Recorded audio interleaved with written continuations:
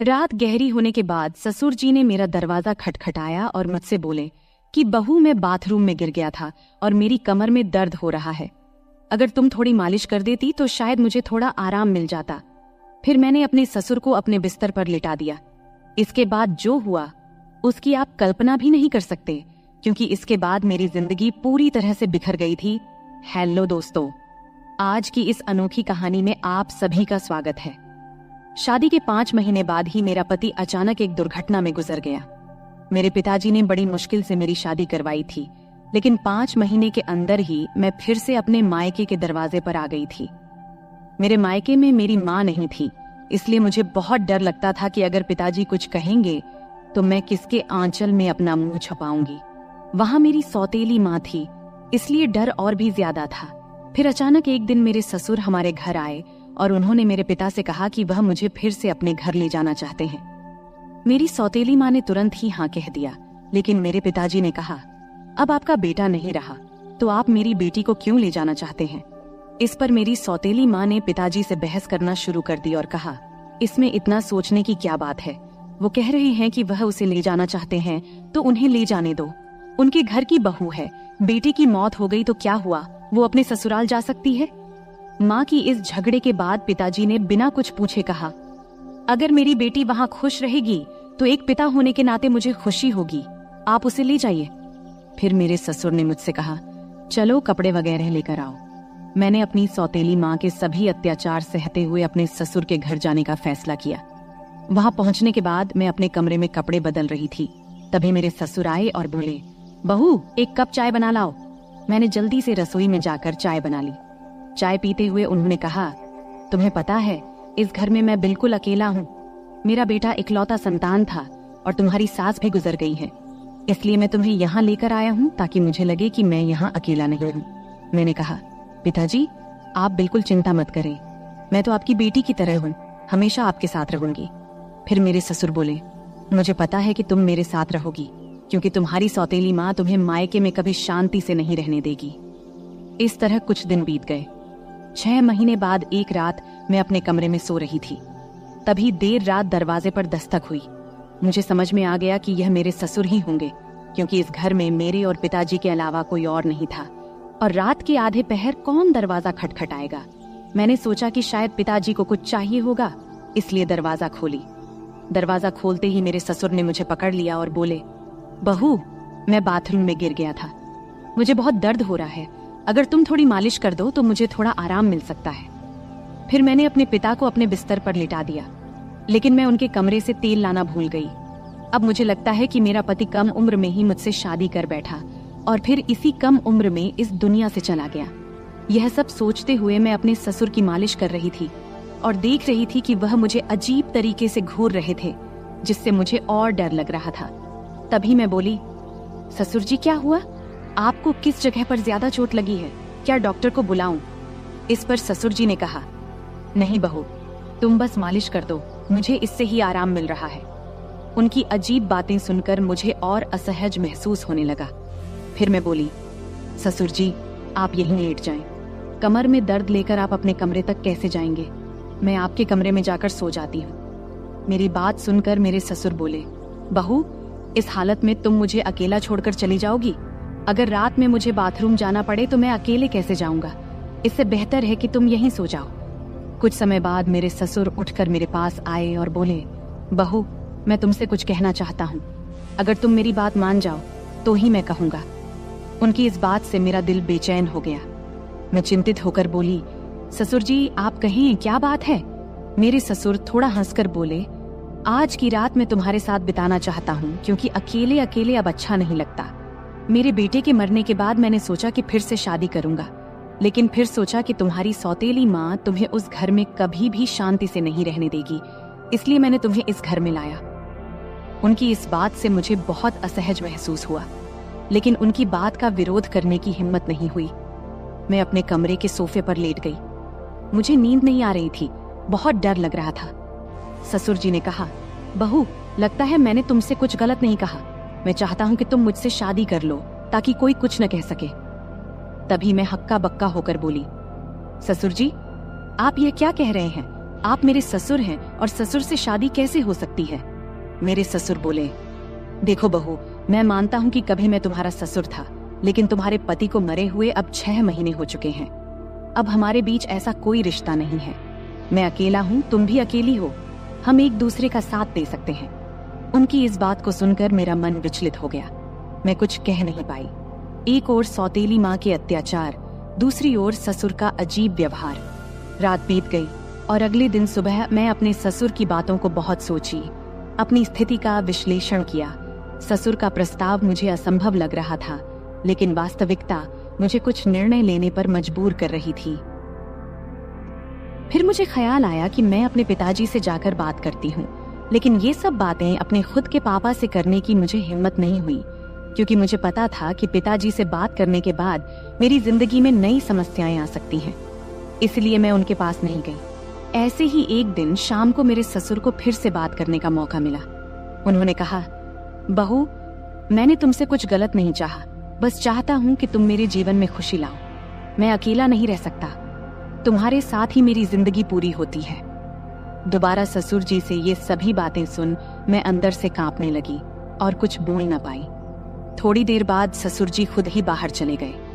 ऐसे ही मुझे ससुराल में और कुछ महीने बिताने के बाद मेरे ससुर और मेरे बीच एक अजीब सा संबंध बनता चला गया। पति की मौत के बाद मैंने सोचा था कि मैं अब इस दुनिया में बिल्कुल अकेली हो गई हूँ, लेकिन मेरे ससुर ने मेरे प्रति जो भावनाएं जाहिर की थी, उन्होंने मेरे जीवन को एक नई दिशा में मोड़ दिया। उनके शब्दों ने मुझे भीतर तक झकझोर कर रख दिया था। जब भी मैं सोने को जाती, उनके बातें मुझे परेशान करने लगती। वह कहते थे कि मेरे साथ रहने से उन्हें अपने अकेलेपन का एहसास नहीं होता और वह चाहते थे कि हम दोनों एक नई जिंदगी की शुरुआत करें। उस रात की बातचीत के बाद मैंने खुद को बहुत असमंजस में पाया। मन में कई सवाल उठ रहे थे। क्या यह सही है? क्या यह समाज के नियमों के खिलाफ नहीं जाएगा? लेकिन कहीं न कहीं मेरे दिल में यह बात भी थी कि शायद मेरे ससुर सच में अकेलेपन से जूझ रहे हैं। मैंने बहुत सोच विचार करने के बाद उनसे बात करने का फैसला किया। एक रात जब घर अड़ोस पड़ोस के सभी लोग सो चुके थे, तब मैं ससुर के कमरे का दरवाजा खटखटाई। उन्होंने दरवाजा खोला और मुझे देखकर थोड़ा हैरान हुए। मैं अंदर गई और बोली, ससुर जी, मैं आपसे कुछ महत्वपूर्ण बात करना चाहती हूँ। उन्होंने मुझे बैठने का इशारा किया और गंभीरता से बोले, क्या हुआ बहू, तुम इतनी रात गए क्यों आई हो? मैंने थोड़ी हिम्मत जुटाते हुए बोली, ससुर जी, मैंने आपके प्रस्ताव के बारे में बहुत सोचा है। मैं समझती हूँ कि आप अकेलेपन से जूझ रहे हैं और एक साथी की जरूरत महसूस कर रहे हैं, लेकिन इस रिश्ते के लिए एक शर्त है। हमारे बीच हमेशा सम्मान और प्यार का रिश्ता रहेगा। आप मुझे बेटी की तरह सम्मान देंगे और मैं आपको पिता की तरह आदर दूंगी। उन्होंने मेरी बात को ध्यान से सुना और थोड़ी देर बाद कहा, मैं तुम्हारी शर्त मानता हूँ, तुम्हारे सम्मान को हमेशा बनाए रखूंगा। उनकी यह बात सुनकर मेरे दिल का बोझ थोड़ा हल्का हो गया। मैंने उन्हें अपनी सहमति दे दी। फिर कुछ दिनों बाद हमने एक छोटे से समारोह में शादी कर ली। यह शादी समाज की नजर में असामान्य थी, लेकिन हमने अपनी स्थिति को स्वीकार कर लिया था। शादी के बाद के दिन मेरे लिए बेहद चुनौतीपूर्ण रहे। गांव में लोग बातें बनाने लगे, रिश्तेदारों ने हमसे दूरी बनानी शुरू कर दी, लेकिन हमने इन सब की परवाह किए बिना अपने जीवन को आगे बढ़ाने का फैसला किया। हमारे रिश्ते में धीरे धीरे प्यार और समझ बढ़ने लगी। ससुराल में पहले जहां मैं खुद को असहज महसूस करती थी, अब वही घर मुझे अपना लगने लगा था। ससुर ने मेरे लिए हर संभव प्रयास किया ताकि मैं खुश रह सकूं। उन्होंने मेरी हर छोटी बड़ी जरूरत का ध्यान रखा और हर ख्वाहिश पूरी की। वह हर दिन मेरे लिए कुछ न कुछ खास करने की कोशिश करते थे। कभी मेरे पसंदीदा खाने की चीजें लाते, तो कभी मेरे लिए नई साड़ियां खरीदते। धीरे धीरे मैं भी उनके प्रति एक अलग तरह का आदर महसूस करना शुरू कर दी थी। हम दोनों ने मिलकर एक नई जिंदगी की शुरुआत किया। ससुर अब मेरे जीवन का एक अभिन्न हिस्सा बन चुके थे। हमारे बीच का रिश्ता अब सिर्फ ससुर और बहू का नहीं रहा, बल्कि दो दिलों का एक मजबूत बंधन बन गया था।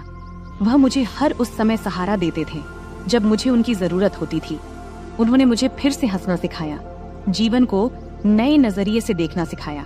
शादी के कुछ महीने बाद मैंने महसूस किया कि हमारे बीच का यह नया रिश्ता मुझे एक नई दिशा दे रहा है।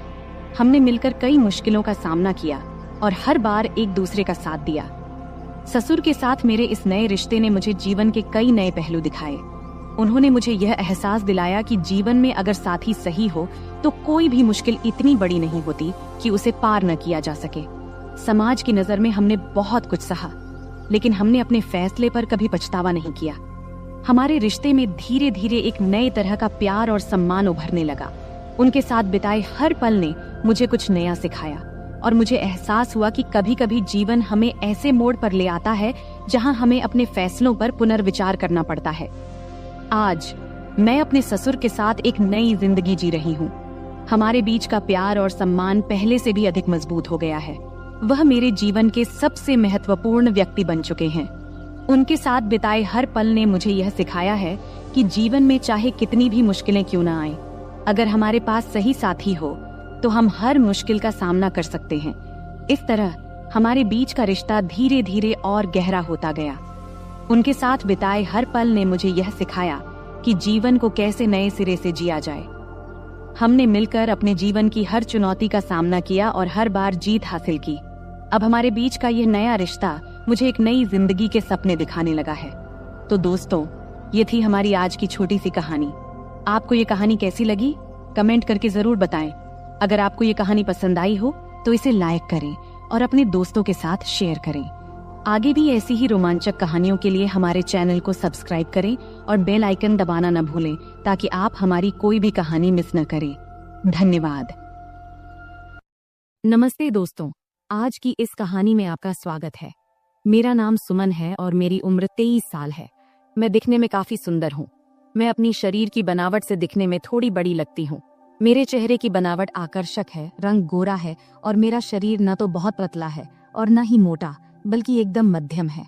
मैं गांव में रहती हूँ, इसलिए दूसरी गांव की लड़कियों की तरह मैं भी ज्यादातर सलवार सूट पहनती हूँ। मैंने केवल 10वीं क्लास तक पढ़ाई की है और उसके बाद से घर पर ही रहती हूँ। बाहर से मुझे बहुत ही सीधी सादी और साधारण लड़की समझा जाता था। मैं इतनी होशियार या चालाक भी नहीं थी। लेकिन सच कहूं तो मेरी जिंदगी में कुछ ऐसे दिन आए जब मैंने अपनी हदों को पार कर लिया। तब जिंदगी ने मुझे कुछ ऐसी सीख दी जो मैंने कभी सोची भी नहीं थी। बहुत पहले की बात है, मैं एक ऐसे अनुभव से गुजरी जिसने मेरे दिल दिमाग पर गहरी छाप छोड़ दी। उस समय मेरी मुलाकात गौरव भैया से हुई। मेरे जीवन में उस वक्त बहुत अकेलापन था, लेकिन गौरव भैया के साथ समय बिताना मुझे अच्छा लगने लगा। वो हमेशा मेरे प्रति बहुत केयरिंग रहते थे और उनकी मौजूदगी से मेरा मन हल्का हो जाता था। शुरुआत में जब मैं उनके साथ समय बिताती थी तो शरीर में एक अलग सा दबाव महसूस होता था, जैसे मुझे आराम की जरूरत हो। लेकिन धीरे धीरे सब कुछ सामान्य होने लगा। हमारे बीच ऐसा रूटीन बन गया कि जैसे ही मौका मिलता हम दोनों एक दूसरे के साथ वक्त बिताने के लिए बेताब हो जाते। हालांकि जब घर में और लोग होते तो हमें थोड़ा डर भी लगता कि कहीं कोई हमें देख न ले, लेकिन किसी को भी हम पर शक नहीं होता था क्योंकि गौरव भैया मुझे हमेशा दीदी कहकर बुलाते थे। वैसे भी मैं उम्र में उनसे 3 साल बड़ी थी। उस वक्त सर्दियों का मौसम था और सभी अपने अपने कमरों में रहते थे। रात को सब जल्दी ही अपने अपने कमरों में सोने चले जाते थे। तब मैं और गौरव भैया अलग अलग कमरों में सोते थे। एक दिन रात को जब मैं दरवाजा बंद करके सो रही थी तब एक ऐसी घटना घटी जिसने मेरी जिंदगी में एक नया अनुभव जोड़ा। घटना ये घाटी की, हमारे घर की एक सदस्य, मेरी मामी, काफी ज्यादा बीमार हो गई थी। इस वजह से मेरी माँ और मैं मामी को देखने उनके घर गए। तब हमें छोड़ने के लिए गौरव भैया गाड़ी लेकर आए थे। उन्होंने जब पहली बार मुझे देखा तो बोले, आप तो काफी बड़ी हो गई हो दीदी। तब मैं थोड़ा मुस्कुराई। उसके बाद जब गाड़ी में हम मामी के घर जा रहे थे तो उस वक्त रहते में ही शाम के 6 बज गए थे। तब हमें घर पहुंचने में देरी हो गई थी, इसलिए रास्ते में थोड़ा अंधेरा हो गया था। ठंड के दिन था तो 6 बजे ही अंधेरा हो जाता था। जब हम घर पहुंचे तो देखे कि मामा रसोई में खाना बना रहे थे और मामी बिस्तर पर लेटी हुई थी। तब मेरी माँ रसोई में गई और मामा से कहने लगी, जब इतनी परेशानी हो रही थी तो मुझे पहले ही बता देते, इतनी तकलीफ उठाने की क्या जरूरत थी। फिर माँ खाना बनाने में लग गई और मैं मामी के पास बैठ गई। मामी मुझे देखकर खुश हुई, लेकिन उनकी हालत काफी खराब लग रही थी। थोड़ी देर बाद मेरी माँ ने मामी को खाना दिया और अपने हाथों से खिलाया। उसी समय गौरव भैया ने मुझे आवाज दिया। तब मैं उनकी तरफ देखी और पूछी, क्या हुआ भैया? वो मेरी तरफ ही देख रहे थे, जैसे कुछ कहना चाहते हों। उनकी बातों ने बाद में मुझे एक नया अनुभव दिया। रात को जब खाने का वक्त हुआ तो मैं कमरे में गई। जहां गौरव भैया खाना खा रहे थे। उन्होंने मुझे देखते ही कहा, दीदी आइए साथ में खाना खाते हैं। मैंने मना करते हुए कहा, नहीं भैया आप पहले खाइए, मैं बाद में खा लूंगी। लेकिन उन्होंने जोर देकर मुझे बैठा लिया। मैं भी भूखी थी, इसलिए ज्यादा ना नुकुर नहीं की और हम दोनों ने साथ बैठकर खाना खाने लगी। तब हम दोनों ने बहुत मजे से खाना खाया, क्योंकि खाना हम साथ लेकर आए थे।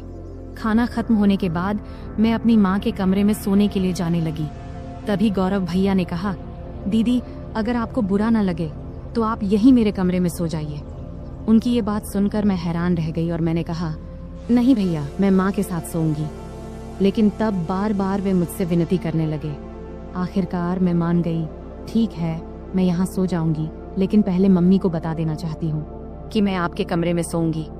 इस पर गौरव भैया खुद जाकर मम्मी को बताए कि मैं उनके कमरे में सो रही हूँ। इधर मैंने अपने सलवार कुर्ते बदल लिए, क्योंकि मेरे कपड़े थोड़े ज्यादा टाइट थे। जब गौरव भैया ने मुझे नए कपड़ों में देखा तो मुस्कुराते हुए बोले, दीदी आप इस ड्रेस में कमाल की लग रही हैं, आप इतनी खूबसूरत क्यों हैं? तब मैंने कुछ नहीं कहा, बस मुस्कुराकर बात बदल दी।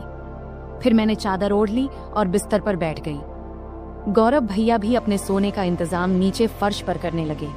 तब मैंने कहा, भैया बिस्तर पर ही सो जाओ, यहाँ काफी जगह है। मेरे कहते ही गौरव भैया भी चादर ओढ़कर मेरे पास बैठ गए। गौरव भैया बहुत हंसमुख और मजाकिया इंसान थे। उन्होंने मजेदार बातें करके मुझे काफी देर तक हंसाया।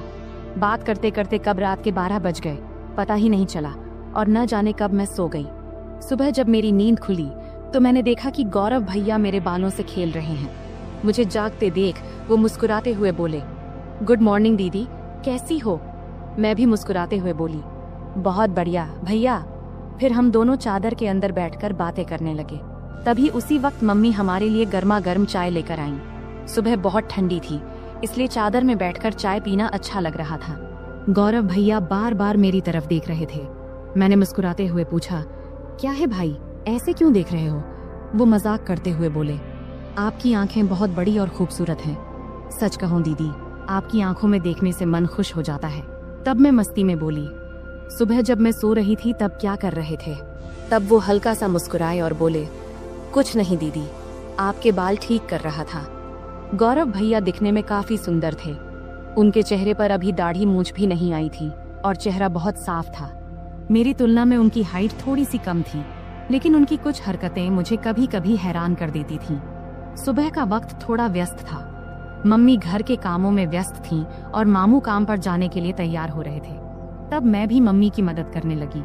इतने में मामू खाना पैक करके काम पर निकल गए। मेरी रोज सुबह नहाने की आदत थी, इसलिए रोज की तरह मैं नहाने के लिए बाथरूम की ओर गई। मुझे नहीं पता था कि गौरव भैया भी उसी वक्त नहाते हैं। जैसे ही मैंने बाथरूम का दरवाजा खोला तो मैं शर्म से लाल हो गई और तेजी से अपने कमरे में भाग आई। गौरव भैया उस वक्त नहा रहे थे। उनके चेहरे पर साबुन लगा था, इसलिए उन्होंने मुझे देखा भी नहीं। लेकिन मैं इतनी ज्यादा शर्मिंदा हो गई कि वह दृश्य बार बार मेरे दिमाग में घूमने लगा। कमरे में बैठकर मैं अपनी ही सोच में खो गई और हल्के हल्के हंसने लगी। इतने में गौरव भैया नहाकर कमरे में आए। मुझे अकेले हंसते हुए देखकर उन्होंने मजाक में कहा, क्या बात है दीदी, आज तो बहुत खुश लग रही हो। उनकी बात सुनकर मैं थोड़ा चुप हो गई और बोली, नहीं भाई, ऐसा कुछ नहीं है, बस यूं ही हंस रही थी। गौरव भैया ने मोबाइल चलाते हुए पास आकर बैठ गए और बोले, सच सच बताओ दीदी, क्या सोच रही थी जो इतनी हंसी आ रही थी? तब मैंने हंसते हुए कहा, नहीं भाई, कुछ भी खास नहीं। लेकिन गौरव भैया जिद करने लगे, नहीं दीदी बताओ ना, नहीं बताओगी तो मैं गलत ही समझ लूंगा। तब मैंने कहा, प्लीज भैया, इस बात को यहीं खत्म करो, इसमें सोचने लायक कुछ भी नहीं है। फिर मैं जल्दी से उठी और नहाने के लिए चली गई। नहाने के बाद मैं कमरे में वापस आई और मजाक में मैंने जानबूझकर थोड़ा सा पानी गौरव भैया की तरफ उछाल दी। ये देखकर गौरव भैया अचानक उठ खड़े हुए और मेरे बाल पकड़कर मुझे बिस्तर पर बैठा दिया। उनका ये रवैया देखकर मुझे गुस्सा आ गया। मैंने गुस्से में कहा, ये क्या कर रहे हो भैया? और गुस्से में उनका हाथ झटक दिया। इसके बाद गौरव भैया बिना कुछ कहे चुपचाप कमरे से बाहर चले गए। उनका ये व्यवहार देखकर मैं भी हैरान रह गई थी। मुझे खुद पर पछतावा होने लगा कि शायद मुझे ऐसा नहीं करना चाहिए था। फिर जल्दी से मैं अपनी बाल ठीक की और मम्मी के पास चली गई। मामी का ध्यान रख रही थीं उन्हें दवा दे रही थीं और खाना तैयार कर रही थीं। तभी मामी ने मुझसे कहा, जाकर गौरव को बुला ला, उसे गरम गरम खाना खा लेने को बोल दे, वरना ठंडा हो जाएगा। मुझे पता था कि गौरव भैया मुझसे नाराज है। जब मैं उन्हें बुलाने गई तो देखा कि वो छत पर बैठे फोन देख रहे हैं। मैंने आवाज लगाई, भैया नीचे आओ, मम्मी बुला रही हैं, खाना खा लो। लेकिन उन्होंने कोई जवाब नहीं दिया।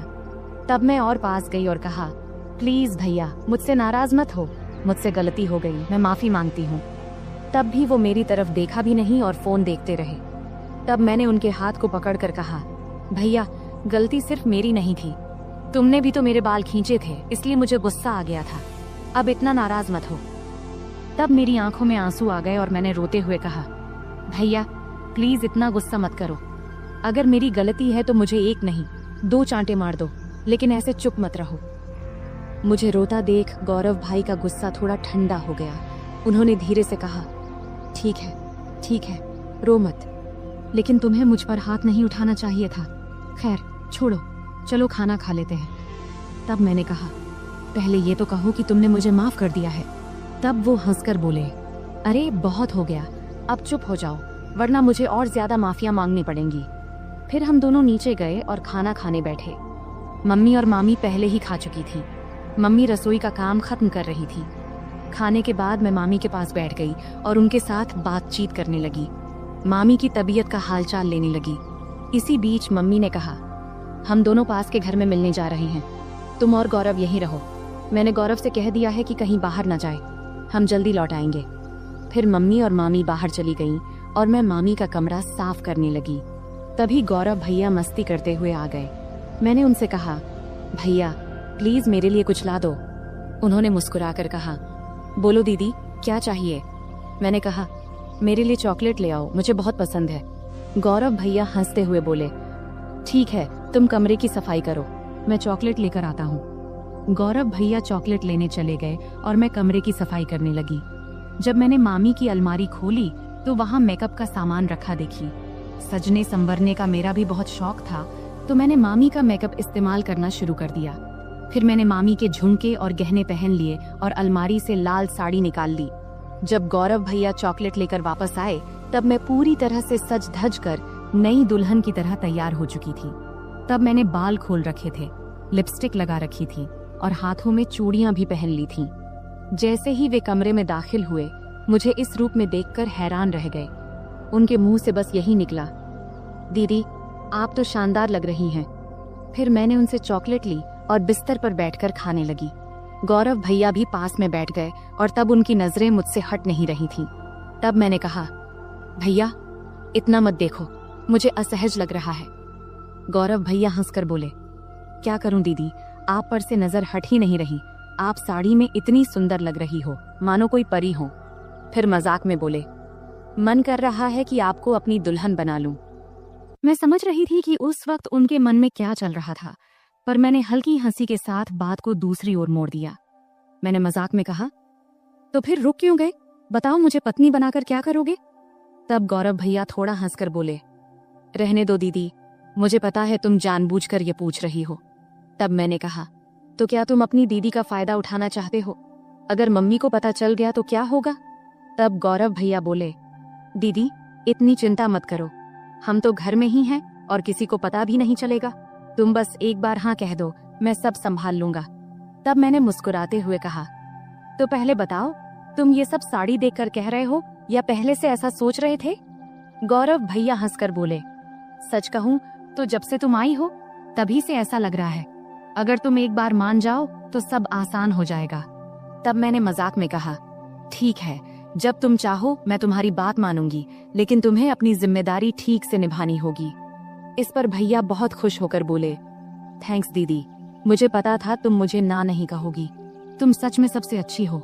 मैंने कहा, रुको, इतनी तारीफ करने की जरूरत नहीं है और शाम को मेरे लिए और भी चॉकलेट लाना मत भूलना।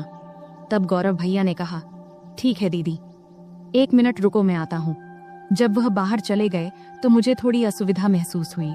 जब वह वापस आए तो मैंने कहा, गौरव भैया इस वक्त मुझे थोड़ी परेशानी हो रही है, शाम को इस बारे में बात करेंगे। लेकिन गौरव भैया मेरी बात मानने को तैयार नहीं थे। उन्होंने शांत स्वर में कहा, दीदी, इतनी चिंता क्यों कर रही हो? डरने की कोई बात नहीं है, सब ठीक हो जाएगा। अगर तुम्हें असुविधा हो रही है तो आंखें बंद कर लो। तब मैंने आंखें बंद कर लीं और गौरव भैया मुझे तभी उसी पल दरवाजे पर अचानक दस्तक हुई, जिससे हम दोनों डर गए। कुछ समय बाद बाहर से मम्मी की आवाज आई, कोई है कमरे में? तब मैं तुरंत बिस्तर से उठ गई, क्योंकि मैं साड़ी में पूरी तरह सज धज कर तैयार थी। ऊपर से मामी के कमरे में थी। गौरव भैया का मूड भी खराब हो गया था, लेकिन उनके चेहरे को देखकर मुझे अंदर से हंसी आ रही थी। मैंने तुरंत गौरव भैया को कमरे से बाहर कर दिया और खुद भी साड़ी उतारकर सामान्य कपड़े पहन ली। फिर कमरे की सफाई करने लगी। इस बीच मम्मी ने मामी को बरामदे में बिठाया और सीधे रसोई में जाकर चाय बनाने लगी। तब मैं जल्दी जल्दी कमरे की सफाई करने लगी। बाद में हम सबने मिलकर चाय पी। चाय पीने के बाद मम्मी काम में लग गईं और मैं बरामदे में लेट गई। समय बिताने के लिए मैंने मम्मी की मदद करनी शुरू कर दी। कुछ समय बाद मैंने देखा कि गौरव भैया कहीं नहीं दिख रहे हैं। जब मैं उन्हें ढूंढने गई तो देखी कि वह बाथरूम से बाहर निकलकर हाथ धो रहे थे, लेकिन उनके चेहरे से लग रहा था कि उनका मूड अभी भी ठीक नहीं है। तब उन्हें देखकर मैं हंसी नहीं रोक पाई और हंसते हुए बोली, क्या हुआ, इतना उदास क्यों हो? मजाक में मैंने कहा, भैया तुम ऐसे क्यों हो? गौरव भैया हंसते हुए बोले, अगर तुम मेरी जगह होती तो तुम भी ऐसे ही करती। तुम लड़की हो, इसलिए इतनी बातें कर पा रही हो। मैं हंसकर बोली, ठीक है भैया, बस थोड़ा इंतजार करो, रात होने पर तो कोई डिस्टर्ब नहीं करेगा। तब गौरव भैया बोले, दीदी समस्या तो इसी रात के इंतजार में है, हर मिनट घंटों जैसा लग रहा है। तभी मम्मी ने आवाज दी, तुम्हारे भाई बहन की बातें खत्म हो गई हो तो थोड़ा काम में हाथ बंटाओगे? मम्मी की आवाज सुनते ही मैं उठकर जाने लगी और जाते जाते मजाक में बोली, गौरव भैया याद रखना, अगर चॉकलेट नहीं मिला तो मैं भी कुछ नहीं दूंगी। फिर मैं रसोई में चली गई। इस बीच मामा भी घर लौट आए थे। तब मैंने उन्हें खाना परोस दिया। मामा जी बहुत थके हुए थे, वे हमारे साथ थोड़ा बैठकर बात किए, फिर जल्दी सो गए। मम्मी मामी को खाना खिला रही थी और उन्हें दवाई दे रही थी। मैंने भी अपना खाना खा लिया और समय बिताने के लिए टीवी देखने लगी। सर्दी का मौसम होने के कारण हम जल्दी बिस्तर में चले गए, लेकिन मम्मी अभी भी अपने काम में लगी हुई थी। तब मैं मामी के कमरे में चली गई और बैठकर फोन में व्यस्त हो गई। इतना डूबी थी कि मुझे पता ही नहीं चला कि कब गौरव भैया खाना खाकर अपने कमरे में चले गए और मेरा इंतजार कर रहे थे। मैं अपनी रोज की सीरियल देखने में व्यस्त थी। जब मैं नहीं गई तो गौरव भैया खुद मुझे बुलाने आ गए। कमरे में आकर भैया बोले, दीदी आओ, मैं तुम्हारा बहुत देर से इंतजार कर रहा हूँ। तभी मम्मी ने कहा, कोई बात नहीं, अगर तुम अकेले सोना चाहते हो तो सो जाओ, तुम्हारी दीदी मेरे साथ सो जाएगी। मम्मी की बात सुनते ही भैया जल्दी से बोले, नहीं नहीं, हम तो बस बातें कर रहे थे, वैसे भी कुछ दिनों बाद आप लोग चले जाएंगे, फिर पता नहीं कब मुलाकात होगी और दीदी के साथ खेल पाऊंगा। तब मैंने मम्मी को आश्वस्त करते हुए कही, मम्मी भैया सही कह रहे हैं। इसके बाद मम्मी ने कहा, ठीक है, जैसा तुम चाहो, और हम कमरे में चले गए। कमरे में जाते ही गौरव भाई ने जल्दी से दरवाजा बंद कर दिया।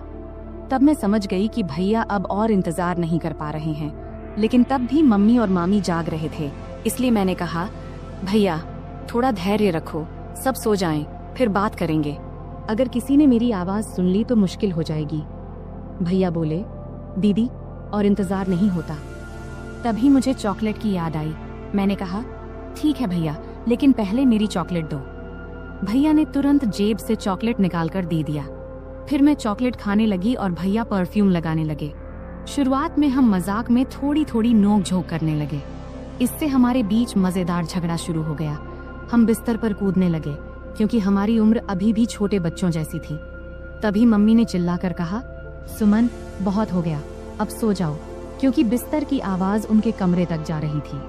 इसके बाद गौरव भैया ने तुरंत फर्श पर बिस्तर बिछा दिया, जिससे आवाज बंद हो गई। फिर गौरव भैया ने मुझे रात के 3 बजे तक सोने नहीं दिया। सुबह जब हमारी आंख खुली तब मम्मी दरवाजा खटखटा रही थी। उसमें बिस्तर पर ही थी, लेकिन उठ नहीं पा रही थी, इसलिए गौरव भैया ने मुझे उठाकर बिस्तर पर बिठा दिया और खुद दरवाजा खोलने गए। तब मम्मी हमारे लिए चाय लेकर आईं। मुझे देखकर उन्होंने कहा, मैंने कहा था सुमन समय पर सो जाना, अब देखो तो तुम्हारी आंखें कितनी लाल हो गईं। मेरी आंखें अब सच में लाल हो गई थीं। मैंने बिना कुछ कहे चाय पीना शुरू कर दिया। यहाँ तक कि मैंने मुंह भी नहीं धोया क्योंकि पूरा शरीर दर्द से टूट रहा था। मम्मी चाय रखकर चली गईं। गौरव भैया जब कमरे में आए तो मैंने गुस्से में कहा, भैया मैंने तो कहा था थोड़े समय के लिए, लेकिन तुमने मेरी बात नहीं मानी। अब देखो मेरा शरीर कितना थक गया है, मैं ठीक से खड़ी भी नहीं हो पा रही हूँ। अगर मम्मी ने पूछ लिया तो मैं क्या कहूँगी। तब गौरव भैया ने जल्दी से जवाब दिया, दीदी चिंता मत करो, मैं मेडिकल स्टोर से दवा लेकर आता हूँ, उसे लेने के बाद तुम्हारा शरीर ठीक हो जाएगा।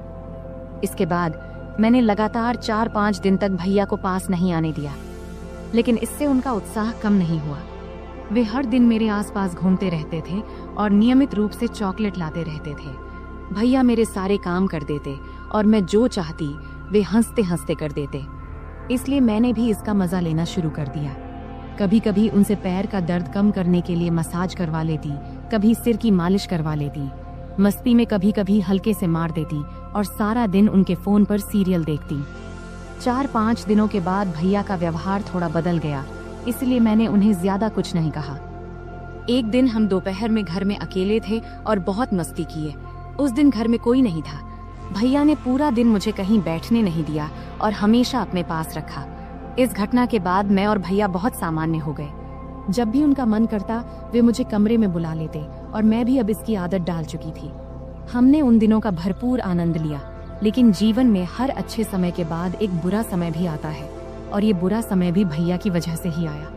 दरअसल 20 दिन के बाद अब हमें गांव लौटना था, क्योंकि अब मामी काफी स्वस्थ हो चुकी थी और हमें वहां बहुत दिन हो गए थे।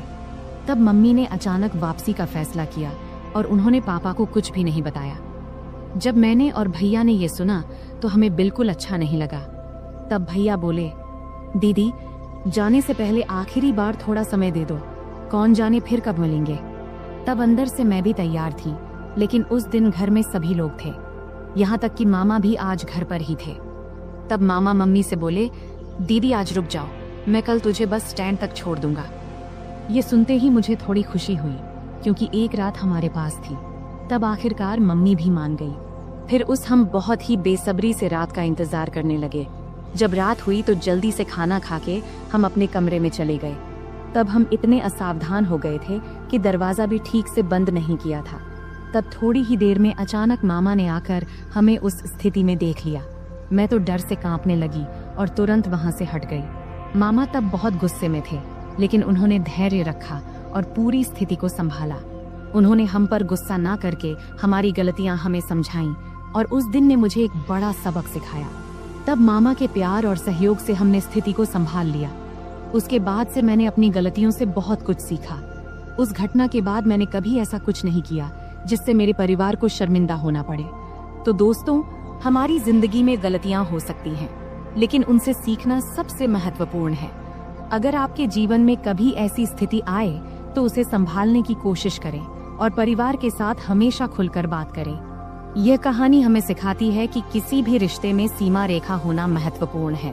अत्यधिक निकटता कभी कभी गलत फहमियों का कारण बन सकती है, इसलिए हमें हमेशा अपने और दूसरों के सुविधा को प्राथमिकता देनी चाहिए।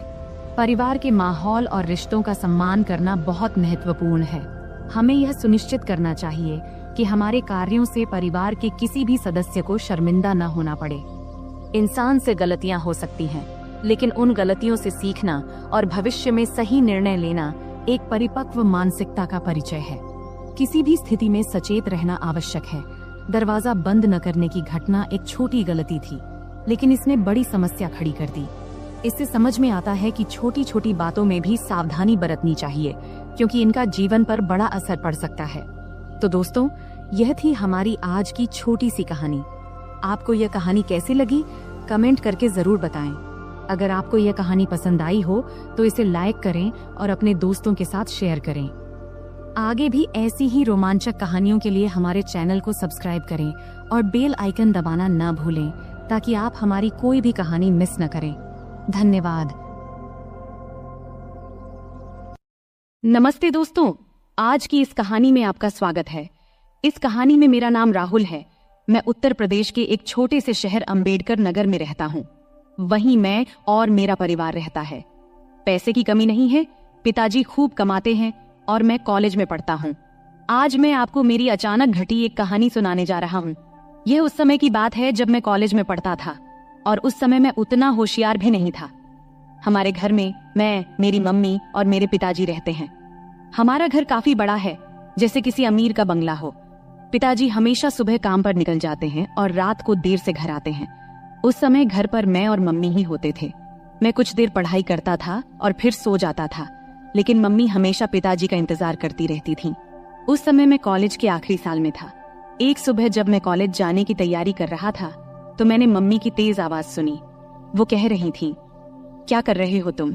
रात के 2-2:30 बजे घर आते हो और कहते हो ऑफिस में काम था। रात के 2 बजे कौन से ऑफिस का काम चलता है? सीधे सीधे क्यों नहीं कहते कि उस सुमन के साथ थे? मम्मी काफी गुस्से में थी। मेरी मम्मी आमतौर पर किसी पर गुस्सा नहीं होती थी। उनका स्वभाव बहुत शांत था, लेकिन आज पता नहीं क्या हो गया, मम्मी बहुत गुस्से में थी। मैं 2 बजे आऊं या 3 बजे, तुम्हें जो चाहिए वो मिल तो रहा है ना, फिर चुप रहो। पिताजी ने तेज आवाज में मम्मी से कहा। क्या जो चाहिए वो मिल रहा है? पैसा, गहने, इन सब के अलावा भी कोई सुख होता है। अब और कुछ मत बोलो, लेकिन अब बर्दाश्त नहीं होता। 3-4 महीने हो गए हैं तुमने मुझे छुआ तक नहीं है। आखिर उस सुमन में ऐसा क्या है जो मुझ में नहीं है? मम्मी की आवाज और तेज हो गई थी। तभी पिताजी गुस्से में बोले, बार बार सुमन मत कहो, नहीं तो क्या करोगे? मम्मी ने उल्टा जवाब दिया। उस समय पिताजी का गुस्सा बहुत बढ़ गया था। तभी अचानक धमाक की आवाज आई और उसके साथ ही मम्मी की चीख से पूरा घर गूंज उठा। मैं तुरंत अपने कमरे से भागकर उनके बेडरूम की ओर गया। जो दृश्य मैंने देखा उसे देखकर मैं सन्न रह गया। पिताजी मम्मी को बेल्ट से मार रहे थे।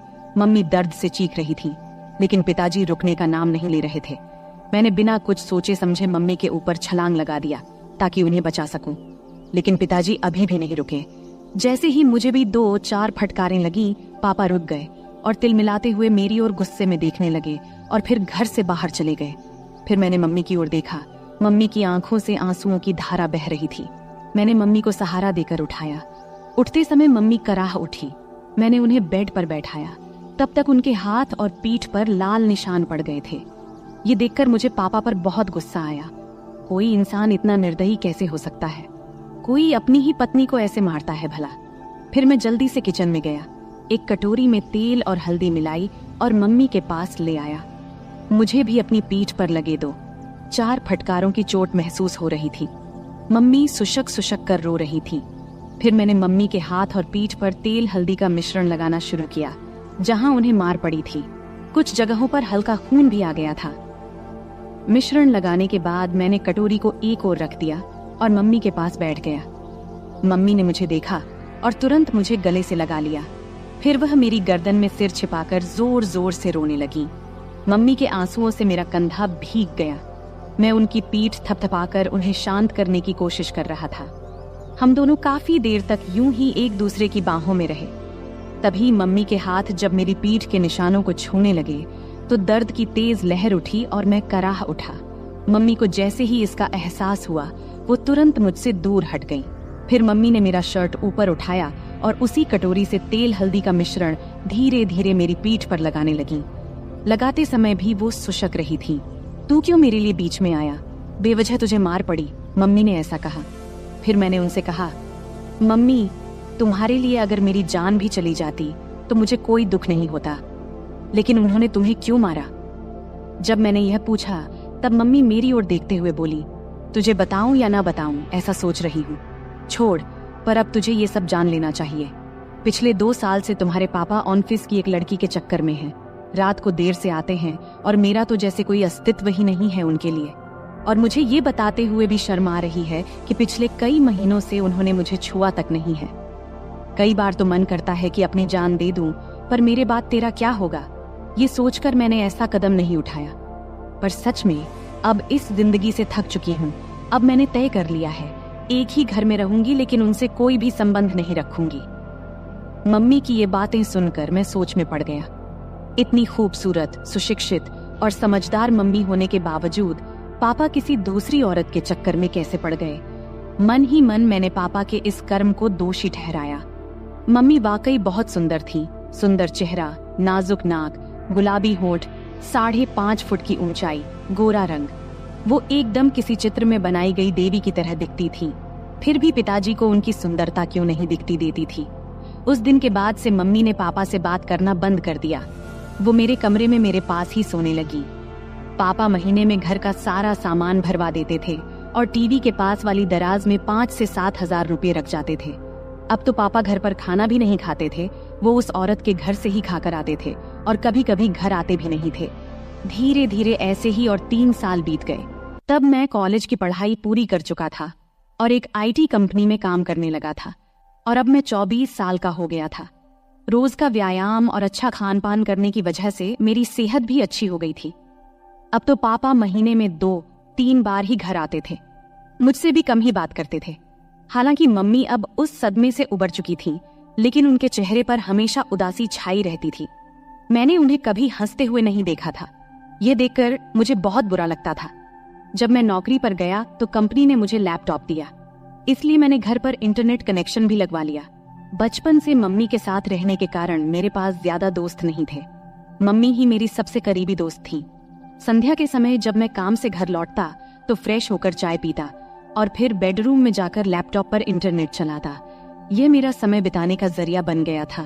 उस वक्त की उम्र के कारण मैं इंटरनेट पर तरह तरह फिल्में देखता रहता था, लेकिन मुझे सबसे ज्यादा माँ और बेटे के बीच की फिल्में पसंद आने लगी थी। धीरे धीरे मेरी नजरें मम्मी को देखने के तरीके में भी बदलाव आने लगा था।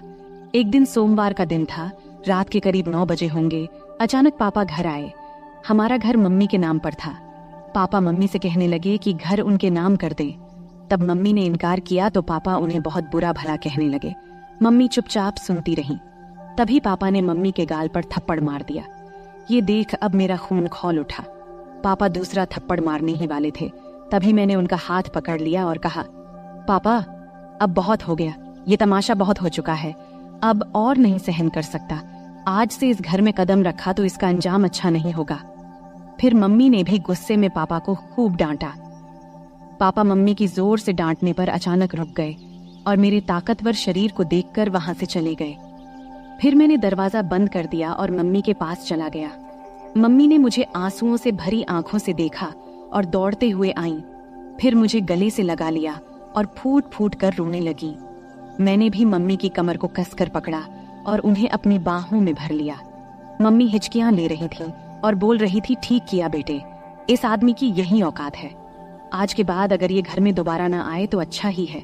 मम्मी बोली, अब इस घर में उसकी आने की हिम्मत नहीं होगी और अगर आ भी गया तो मैं उसे छोड़ूंगा नहीं। मैंने गुस्से में मम्मी से कहा। फिर मम्मी ने चिंतित होते हुए कहा, राहुल बेटा, मत उलझ इस आदमी से। अगर तुझे कुछ हो गया तो मैं किसके सहारा रहूंगी। फिर मैंने भावुक होकर बोला, तू चिंता मत कर मम्मी, उस समय मेरे पास नौकरी नहीं थी इसलिए हम मजबूर थे, लेकिन अब मेरे पास अच्छी नौकरी है। तू चिंता मत कर, मैं तुझे कुछ नहीं होने दूंगा, मैंने मम्मी को आश्वस्त देते हुए कहा। फिर एक दिन मैं दोपहर में काम से घर वापस आया। मैंने अपनी चाबी से दरवाजा खोला और अंदर आया। तभी मुझे एक अजीब आवाज सुनाई दी। मैं बेडरूम के दरवाजे के पास गया, तब दरवाजा अंदर से बंद था। मैंने दरवाजे की होल से अंदर झांका और देखा कि मम्मी अंदर किसी के साथ थीं। जो नजारा मैंने देखा उसे देखकर मैं चौंक गया। लगभग 10 मिनट तक मैं वहीं देखता रहा। अचानक मम्मी बेहोश होकर गिर पड़ी। फिर मैं दरवाजे से हट गया और धीरे से बाहर बरामदे का दरवाजा खोला। फिर जोर से कहा, मम्मी मैं आ गया हूँ, तुम कहाँ हो। ये कहते हुए मैंने अपने हाथ में पकड़ा बैग सोफे पर रख दिया और जूतों के फीते खोलने लगा। कुछ ही देर में मम्मी ने बेडरूम का दरवाजा खोला और बाहर आई। मुझे अचानक देखकर उनके चेहरे पर घबराहट और आश्चर्य के भाव थे। मैंने जल्दी से अपने जूते उतारे और बेडरूम में घुस गया। टेबल पर मुझे केले की प्लेट दिखाई दी। मैंने एक केला उठाया और खाने लगा। मम्मी मेरे पीछे पीछे आई। मैं जैसे ही केले को खाने वाला था, मम्मी कुछ बोलने वाली थी, लेकिन मैंने पहले ही केले को मुंह में डाल लिया था। मम्मी हैरानी से मेरी ओर देख रही थी और मैं शांति से केला खा रहा था। केला थोड़ा कच्चा था, इसलिए पूरी तरह से मीठा नहीं था। मम्मी, केले बहुत अच्छे हैं और है क्या? मैंने केले खाते हुए मम्मी से पूछा। मम्मी ने कुछ जवाब दिया, लेकिन अपने मुंह में ही। लेकिन दोस्तों, मैं आपको बताता चलूं, उन केलों का स्वाद इतना अच्छा था कि कुछ मत पूछो। केले खाने के बाद मैं बाथरूम में जाकर फ्रेश हो गया और फिर कमरे में जाकर लैपटॉप खोल लिया। फिर मैं एक रोमांटिक मूवी देखने लगा। फिर रात के खाने के बाद मैं बेडरूम में सोने चला गया। थोड़ी देर में मम्मी भी सब काम निपटाकर सोने आईं। मम्मी ने हल्के गुलाबी रंग का नाइट गाउन पहना हुआ था। तब मैंने लैपटॉप से नजरें हटाकर मम्मी की ओर देखा। मम्मी नीचे झुककर तकिया ठीक कर रही थी। तकिया सही करने के बाद मम्मी बिस्तर पर लेट गईं। तब मैंने भी अपना लैपटॉप बंद कर दिया, फिर लाइट बंद किया और सोने की कोशिश करने लगा। लेकिन मुझे नींद नहीं आ रही थी।